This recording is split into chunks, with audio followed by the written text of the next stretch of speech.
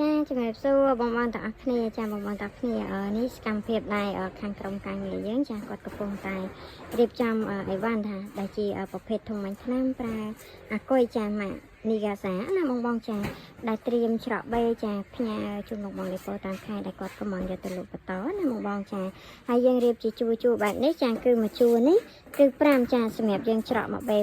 ណាបងចានេះសកម្មភាពដែលខាងគាត់កំពុងតែរៀបចំហើយសម្រាប់ធុងបាញ់ថ្នាំម៉ានីកាសានេះដែរបងចានៅពេលដែលបងទាំងអស់គ្នាធ្វើការសាកភ្លើងពេញបងណាចាធ្វើការសាកភ្លើងពេញចាគឺអាចបាញ់បានរហូតដល់ចន្លោះពី18ធុងទៅ20ធុងបងណាហើយសម្រាប់សាច់ធុងវិញចាជាប្រភេទធុងរឹងមាំចាដែលធ្វើពីជ័រស្វិតជ័រថ្មី 100% តែម្ដងបងណាចាសាច់ធុងក្រាស់ស្វិតរឹងមាំចានិយាយទៅធ្លាក់គឺអត់ងាយប្រេះបាយទេបងណាចាហើយសម្រាប់អាគុយវិញចាជាប្រភេទអាគុយដែលមានទម្ងន់រហូតដល់2គីឡូមួយខាំចាដែលកាន់ភ្លើង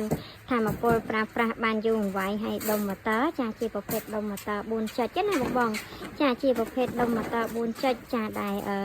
ជួយពង្រឹងនៃការបាញ់នឹងចាឲ្យបានល្បឿនលឿនខ្លាំងចាទៅតាមតម្រូវការរបស់បងទាំងអស់គ្នាចាអញ្ចឹងសម្រាប់បងទាំងអស់គ្នាចាមានតម្រូវការឬក៏មានចំណងចាតកតងនឹងសម្ភារៈកសិកម្មទាំងអស់ហ្នឹងចាបងអាចធ្វើការតំណបានមកកាន់ពេកផ្ទាល់ចាឬក៏លេខទូរស័ព្ទដែលមាននៅលើពេកស្រាប់តែម្ដងបងណាចាអរគុណច្រើន